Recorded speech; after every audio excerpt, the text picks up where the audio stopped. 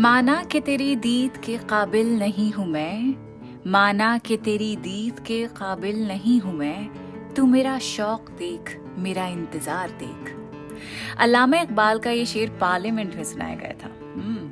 कई दिनों से एक वीडियो वायरल हो रहा है जिसमें सुषमा स्वराज साबिक वजीर आजम डॉक्टर मनमोहन सिंह साहब से तंजिया अंदाज में पूछती हैं, तो इधर उधर की ना बात कर, ये बता कि काफिला क्यों लुटा, मुझे रहजनों से गिला नहीं, तेरी रहबरी का सवाल है। इस पर डॉक्टर मनमोहन सिंह साहब बड़े ही इनकसारी यानी ह्यूमिलिटी के साथ अल्लामा इकबाल का वही शेर पढ़ते हैं जो मैंने पॉडकास्ट की शुरुआत में पढ़ा था। माना कि तेरी दीद के काबिल नहीं हूं मैं, तू मेरा शौक देख, मेरा इंतजार देख।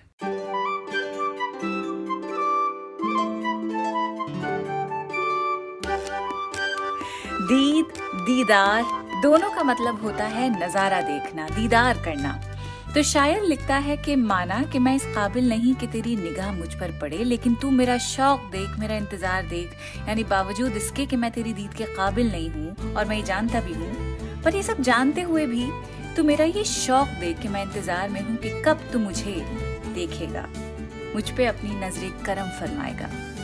तो पार्लियामेंट में ये था नफीस जवाब मनमोहन सिंह साहब का ऑपोजिशन के तंज का कि माना हम तुम्हारे काबिल नहीं हैं, लेकिन तुम्हें कभी तो हमारी कद्र होगी। ये है शायर का शौक, उसकी डीपेस्ट डिजायर, यर्निंग कि उसका महबूब उसकी कभी तो कद्र करेगा।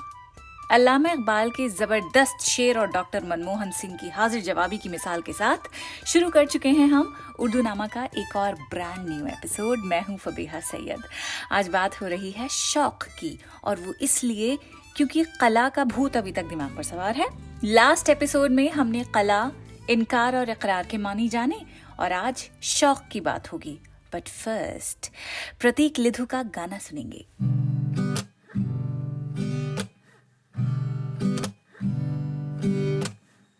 बिखरने का मुझको शौक है बड़ा, समेटेगा मुझको तू बता जरा।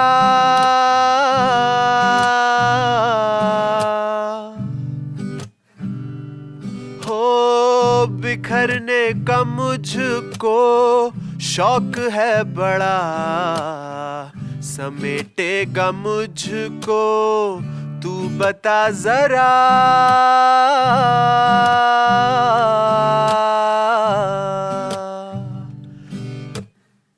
डूबती है तुझ में आज मेरी कश्ती, गुफ्तगू में उतरी बात की तरह, देख के तुझे ही रात की हवा ने सांस थाम ली है हाथ की तरह, के आंखों में तेरी रात की नदी, ये बाजी तो हारी है 100%।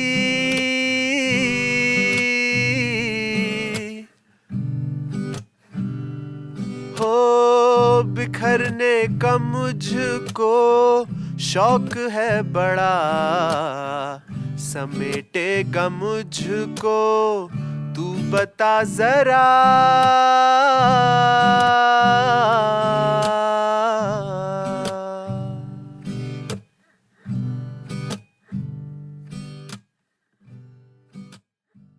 शौक बिखरने का इसीलिए होता है ताकि कोई आकर फिर से संवार दे। रूठते भी इसीलिए हैं ताकि कोई आकर मना ले। शेर भी तो है कि जो हुक्म है मेरे पास ना आए कोई, ये जो हुक्म है मेरे पास ना आए कोई, इसलिए रूठ रहे हैं कि मनाए कोई। और जब मनाने कोई आता ही नहीं है, पलट के कोई हमारी इस मोहब्बत के मारे शायर को पूछता ही नहीं है, तो वो महबूब की बेवफाई, उसकी गफलत और जुदाई के गम में टूट के बिखर जाता है। बार बार शायरी में ये जो बिखरने का तस्वुर है वो आपने ज़रूर नोटिस किया होगा। परवीन शाकिर की शायरी में ये एक्सप्रेशन काफ़ी मिलता है। जिस तरह ख्वाब मेरे हो गए रेजा रेजा, रेजा रेजा यानी श्रेड्स हो जाना, किसी चीज़ के चिथड़े उड़ जाना, क्रम्स हो जाना। जिस तरह ख्वाब मेरे हो गए रेजा रेजा, उस तरह से न कभी टूट के बिखरे कोई।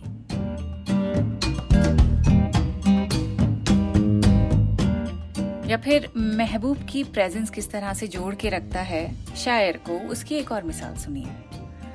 मुझको मकसूद है हर हाल में राहत तेरी, बोझ हूँ गर तो तेरे दिल से उतर जाता हूँ, मैं तो कायम हूँ फ़कत तेरी कशिश के बाइस, तेरी सरहद से जो निकलूं तो बिखर जाता हूँ।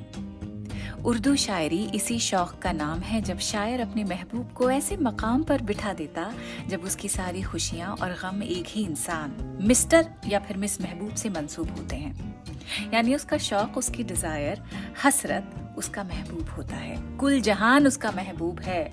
कितनी गलत बात है ये, कितना गलत और डीपली फ्लॉड आइडिया है ना ये मोहब्बत का। उर्दू शायरी इतनी हमने अब समझने की कोशिश कर ली है, इतनी जान ली है कि इतना तो समझ आ गया है कि इश्क दो तरह के होते हैं। एक होता है इश्क हकीकी, यानी वो इश्क, वो मोहब्बत जो खुदा से की जाती है, और एक होता है इश्क मजाजी जो दुनिया में किसी भी इंसान से आपको हो सकती है। तो इश्क हकीकी में सिर्फ एक ज़ात है खुदा की जिसको अपनी जिंदगी, अपना ओढ़ना बिछोना बना लिया जाता है। इसी के ऊपर सूफी पोइट्री बेस्ड है, इसी के ऊपर बहुत सारा सूफी कलाम आपको उर्दू शायरी में भी मिलेगा। लेकिन किसी इंसान को मतलब इतनी इम्पोर्टेंस देना और उस पर इतनी डिपेंडेंसी बना देना अपनी कि वो खुश तो आप खुश, वो खफा तो आप उदास, और मुझे बहुत ही ईमानदारी से ये आइडिया बहुत ही फ्लॉड लगता है।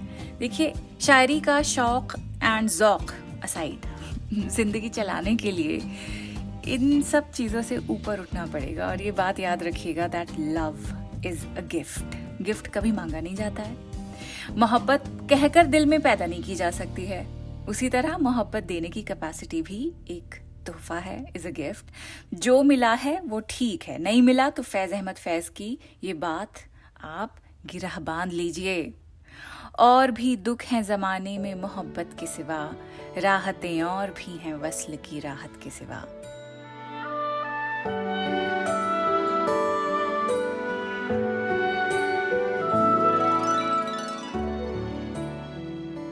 और साहिर लुधियानवी ने तो फैज़ अहमद फैज़ के इसी थॉट पर और एक्सपैंड किया है।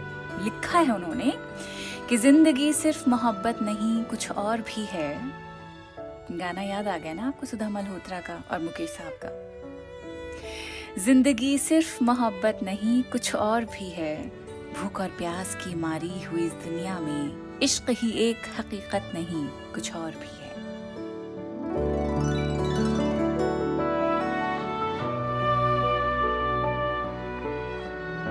और वो हकीकत है आप खुद। शौक भी ऐसे पालिए जो आपके फायदे के हों, वो शौक जो आपको निखार दें, ना कि तबाह कर दें। एंड प्यार मोहब्बत बड़ी शर्तों के साथ करते हैं ना हम लोग, बार बार सबूत के बिना पर मोहब्बत का डीप एनालिसिस ही करते रह जाते हैं, और मोहब्बत का जो मजा है, जो असल शौक है, वो एंजॉय नहीं करते हैं। बड़े ट्रांजैक्शनल बन चुके हैं हम लोग, शिकायतें ही कम नहीं होती हैं। लाला माधव राम जौहर का आप ये शेर सुनिए। शायर को शौक मोहब्बत है लेकिन ताना मारने से पीछे नहीं हटेंगे। लिखते हैं, गैरों से तो फुर्सत तुम्हें दिन रात नहीं है, गैरों से तो फुर्सत तुम्हें दिन रात नहीं है, हाँ मेरे लिए वक्त मुलाकात नहीं है। देखिए, एक शायर को क्या चाहिए, उसका जो शौक है, उसकी अल्टीमेट फैंटेसी है, वो वसल होता है महबूब के साथ, वो यूनियन करना चाहता है, मिलना चाहता है, तो मुलाकात उसका एक बहुत बड़ा शौक है। अनवर शोर भी एक इसी कंप्लेनिंग मिजाज में है इस वक्त, जिससे मिलता जुलता शेर अभी आपको हमने सुनाया है। लिखते हैं, काफी नहीं खुतूत किसी बात के लिए, काफी नहीं खुतूत किसी बात के लिए, तशरीफ लाइएगा मुलाकात के लिए।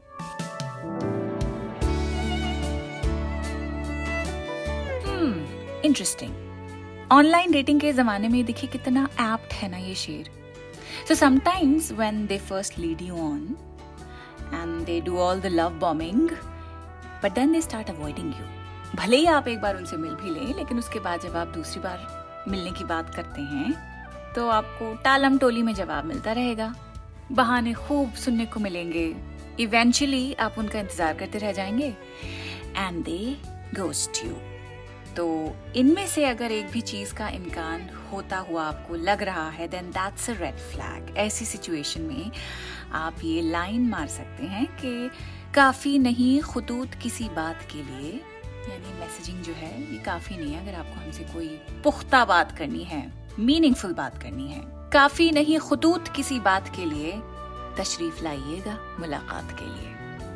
और जब वो आपसे मिलने को तैयार हो जाएं and then you meet them, आप तब ये लाइन उन्हें सुना सकते हैं। असरारुल हक मजाज का ये शेर, हुस्न को बेहिजाब होना था, शौक को कामयाब होना था।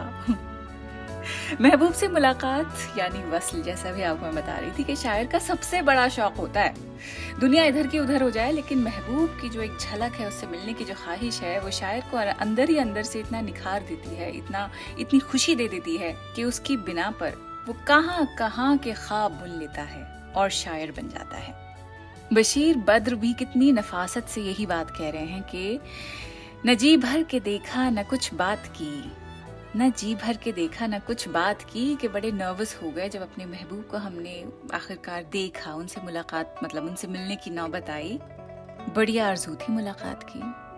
अब मुलाकात सिर्फ आमने सामने एक दूसरे को देखना थोड़ी होता है, मुलाकात का मतलब होता है बाकायदा कॉन्वर्सेशन करना, एक दूसरे में इंटरेस्ट लेना, एक दूसरे के बारे में पूछना। तो वो चीज़ नहीं हो पाई और उसका गम शायर को अभी तक है कि ना जी भर के देखा न कुछ बात की, बड़ी आरज़ू थी मुलाकात की।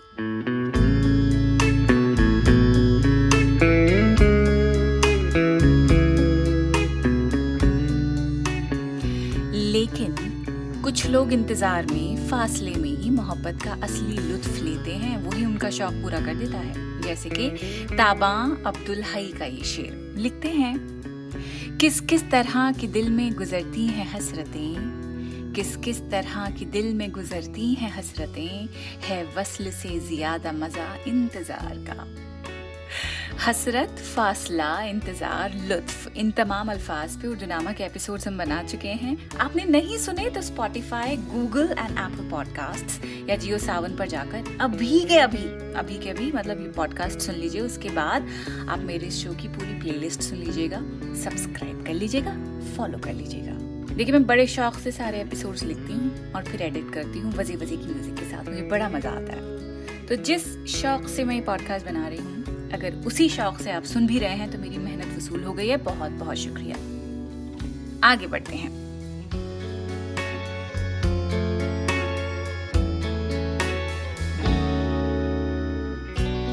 महबूब के शौक की हम बात कर रहे हैं कि उसका शौक महबूब से मुलाकात में है, लेकिन जब मोहब्बत का वक्त निकल जाता है, यानी शायर का सब्र टूट जाता है, तो उसका इरादा भी बदल सकता है। उल्लू नहीं बनते बहुत देर तक। और ये बात नासिर काज़मी साहब का जो शेर है, ये फिर उल्टा पलट के महबूब के आप मार भी सकते हैं। लिखते हैं, नीयते शौक भर ना जाए कहीं, नीयते शौक भर ना जाए कहीं, कि मोहब्बत करने का जो हमें शौक है, जो हमारी इंटेंशंस हैं, कहीं वो नीयत हमारी भर ना जाए। नीयते शौक भर ना जाए कहीं, तू भी दिल से उतर ना जाए कहीं। एक्चुअली मैं पूरी गज़ल पढ़ने के मूड में हूँ। बहुत खूबसूरत गज़ल है ये, और आप नोटिस करेंगे शायर का जो शौक है वो इस गज़ल के हर शेर में आपको मिलेगा। शुरू करें? ठीक है।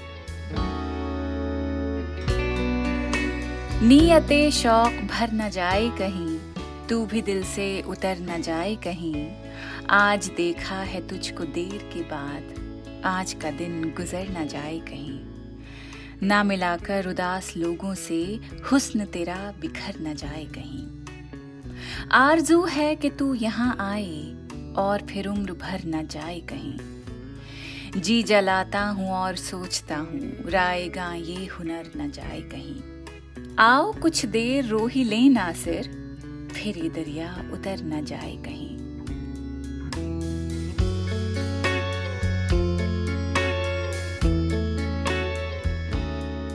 शौक जिंदगी की अलामत है, जिंदगी की निशानी है। शौक जिंदा रखता है, इसीलिए गाना सुनते रहिए, लेकिन बिखरने का शौक मत रखिएगा प्लीज, क्योंकि आपको दुनिया देख रही है, तो आप भी दुनिया को देखिए, परखिए।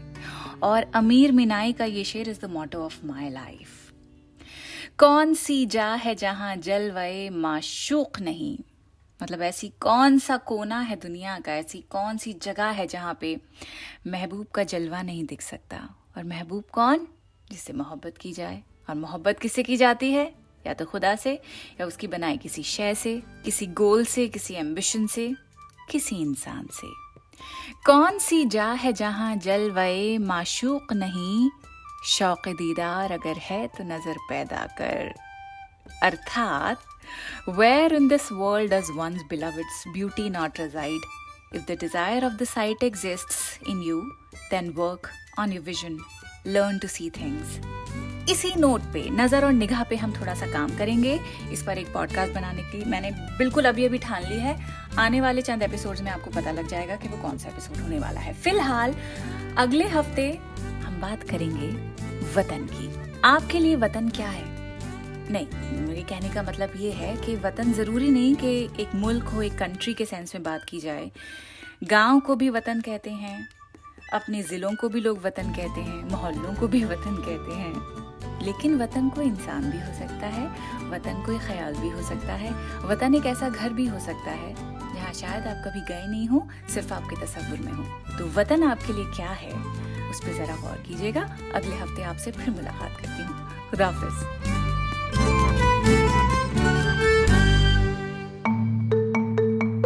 आप सुन रहे थे द क्विंट का पॉडकास्ट।